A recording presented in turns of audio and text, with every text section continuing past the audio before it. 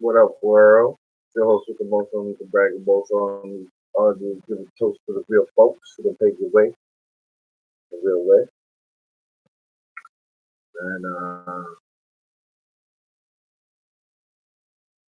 what's up, folks? It's your boy Matt Mezzo. I'm here to talk about this Amber Geiger murder conviction. Botham John, you know what I'm saying? R.I.P. to that brother right there. You know, it's a sad state of affairs, but the jury rendered a verdict, and I think they actually did a good job on this. From the looks of the case, how blatant it was, how how much of a no-brainer this case was. It shows that there's light at the end of the tunnel. So let's go through this here conviction, murder conviction, and what the judge has to say.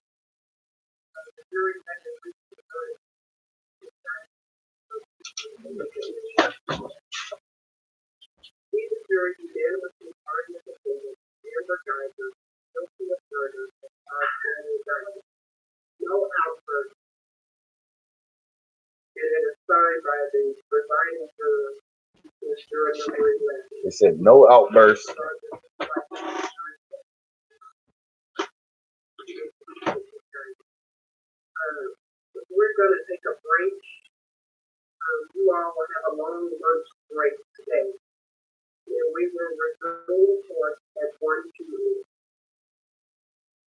But just guilty means you're gonna serve things up to life. If she did get murder under stipulation. That's what we need to know because I'm pretty sure in the state of Dallas, in the state of Texas, is 25 for murder.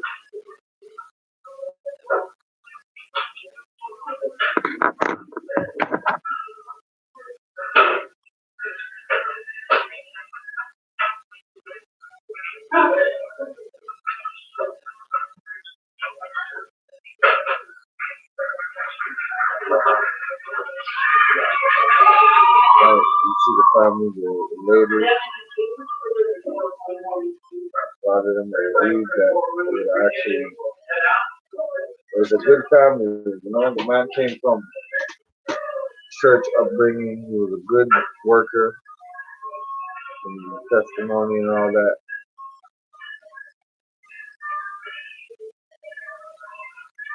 It's just unfortunate that shit happened. So at the end of the day, it made no sense.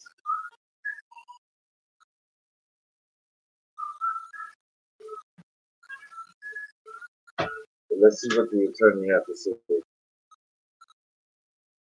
the end.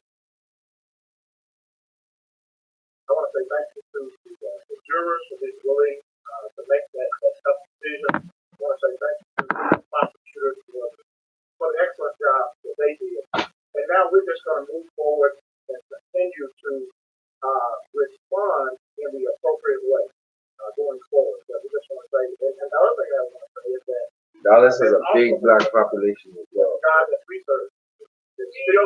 They made sure they carried this through, and I commend them for that.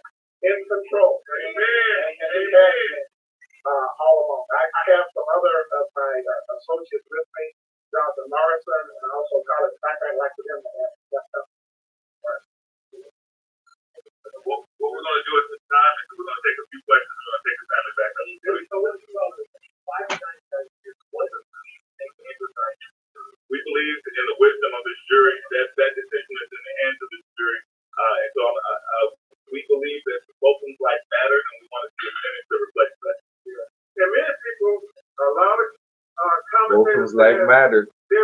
Real talk.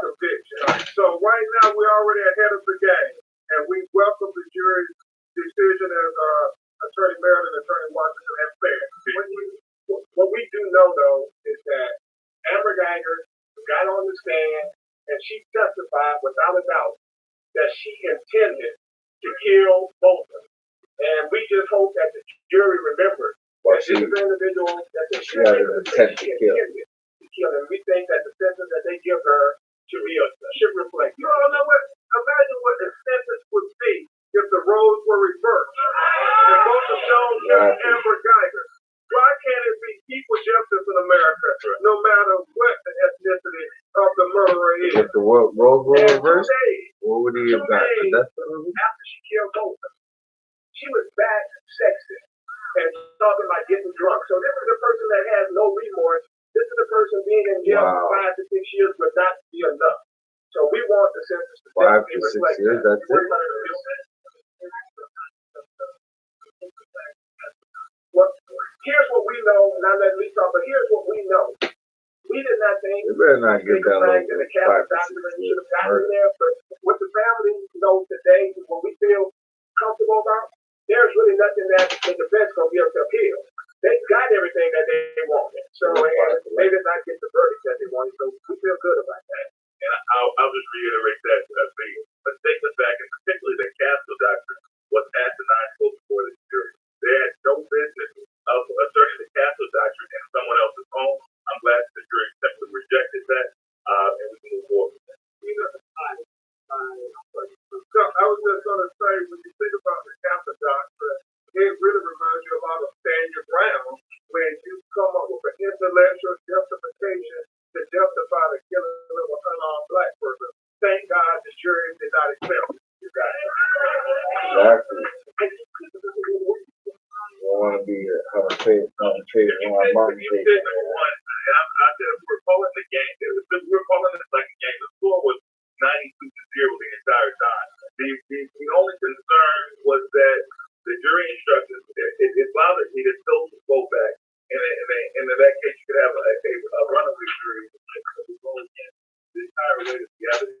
But when it's all said and done, you had someone who was completely unarmed, completely non-violent, completely non-aggressive, sitting at his home, eating a bowl of ice cream. And someone barged into his home and shot him to death. And so when this family contacted us the day after this murder, we believed that the right conviction would happen. We believed that the right person would come out as guilty. We knew that in America that's rare. We knew we had a fight on our hands, but there were all the pieces in place. And I'll tell you what, this was a perfect storm of events in terms of the justice system working together. You had a motivated district attorney's office who put on an excellent case. You had a progressive but I look at it like make the right calls to the bench. And you had a Dallas County they're supposed to be doing this, you know what I'm saying? There ain't no way around it. Like, you know, it was a no-brainer from the get-go. Like you said, juries that we ever seen. And when all those things like worked together, I was convicted. I was certain of a conviction. And I think that zero. This Dallas County has a precedent, not like anybody else in America. Remember Jordan Ellis case. District Attorney Faith Johnson made sure that young unarmed child's life was not in vain when they got a conviction there. So and shout out to Texas, you know what I'm saying? Y'all hold it down when it comes to racism, bullshit, inequality. Learn from Dallas, Texas. That justice means equal justice. And one final thing that we said it before, what Mike Rivera did by deleting those text messages, that is something that just cannot go away. Right? Because that was clear tampering with evidence. And that's going to be something that we're going to follow up on, and we're going to make sure that the Dallas Police Department is following proper procedures, because as a result of not following up on people like Mike Rivera, there's a mother that we talked to who Mike Rivera took her son's life that's still dealing with that from 2007. So we need to make sure that that's followed up on. What this trial did was it pulled the veil back. Like we saw the kind of things that lead to unfair acquittals of police officers. We saw a corrupt Dallas Police Department that actively engaged in covering for, excusing, and justifying the unjustifiable. And now that that veil has been pulled back, we've all seen it now, and we have an obligation on behalf of this family. We have each of us in this community has an obligation to go after the bad actors who tried to cover this murder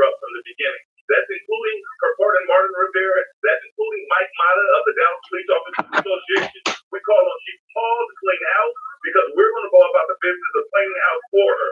Right? Straight up. Amazing. Fox is alert now to Texas. The jury has reached a verdict in the case of the former Dallas police officer charged with killing her neighbor, finding her guilty of murder. Casey Stiegel in a moment. But did you see the courthouse guard or police officer We, that the came jury, and consoled her? unanimously find the defendant, Amber Geiger, guilty of murder as charged in the indictment. No outburst. It became a And meme. it's signed by the presiding juror, I was just juror don't see number that shit. 11. Mr. Rogers, would you like to have the jury poll? You may be seated, Ms. Geiger. We're going to take a break. You all will have a long lunch break today, and we will resume court at 1 p.m. All right.